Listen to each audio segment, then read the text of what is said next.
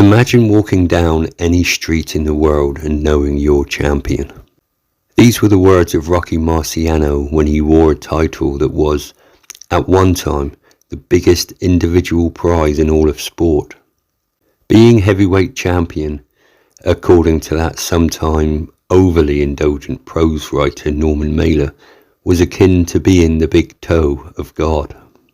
Yet during his tenure as boxing's Mr. President, Rocky was often maligned, lambasted and hugely underappreciated, at least by the majority who captured it in words and yearned for the majesty of Joe Louis, a nostalgia-fueled turning back to a time when the champion was seen as a Goliath, a boxer of unparalleled skills who could truly defeat the world.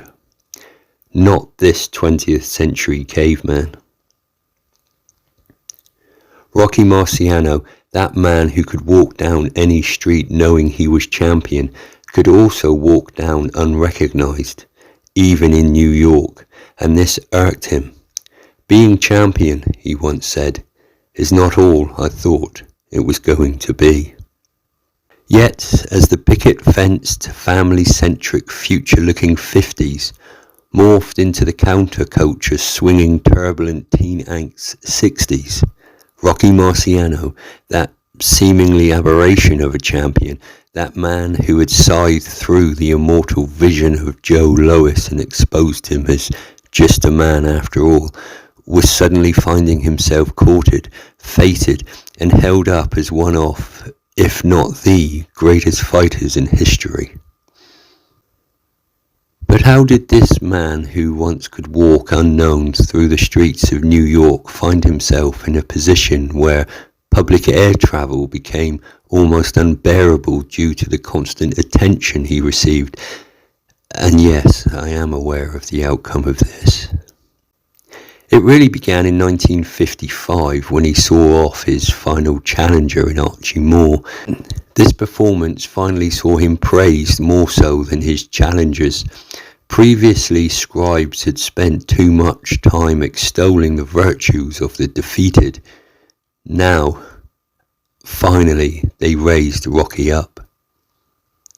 Then in 56, his retirement, although most believe this was just a ruse to build interest in facing whoever his successor would be. And it was that successor who would really start the tide turning in the eyes of many as to Rocky's true place in the fistic firmament. Floyd Patterson was young, but he was also a yo-yo in the ring.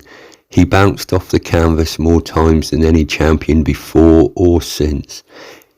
He seemed to lack the blood and guts heroics of Marciano. It did not help when he flopped about at the hands of Pete Rademacher in that Olympic hero's first professional fight, which was for the heavyweight championship of the world. Yes, his first fight, and he had the champion down. The public was not getting what they wanted from their heavyweight champion. Then came Johansson, a one-punch wonder who quickly folded and faded. Patterson again. Then Liston, who treated Floyd like a piece of origami on 2 occasions, leaving Floyd retreating from the arena in a false beard. Liston, that enigma, who Rocky felt was good for the sport, a puncher who brought fear back into the title. The champion, he said, should be someone who has the aura of destruction about him. But then Liston's fights with the then Cassius Clay. Another slap in the face for the heavyweight title. Rocky would never have sold out like Liston, the public cried. He would never have crumpled like Patterson. And as for this champion throwing his views in our faces, Rocky, they said, just got in the ring and done his thing. So from 1956 through the next decade, there had been a succession of champions who in the public's and to a larger extent the journalists' eyes had failed to live up to the ideals of being champion of the world, some ideals real and some very much imagined. Rocky became for them their new nostalgia. For many, a reappraisal of the former champion was born in the 60s. Many looked back on Rocky as the epitome of what it means to be champion.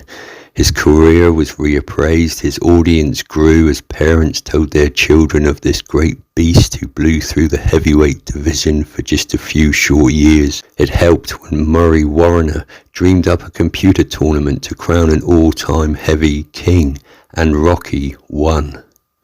It helped even more when the sequel saw Rocky successfully defend that all-time crown against Ali himself, particularly that Rocky was gone, leaving us like the greatest of performers wanting more. Journalists, historians, fans who in his time either were undecided or just plain indignant at his reign began to realize just what they had, began to understand that great maxim: you don't know what you've got until it's gone.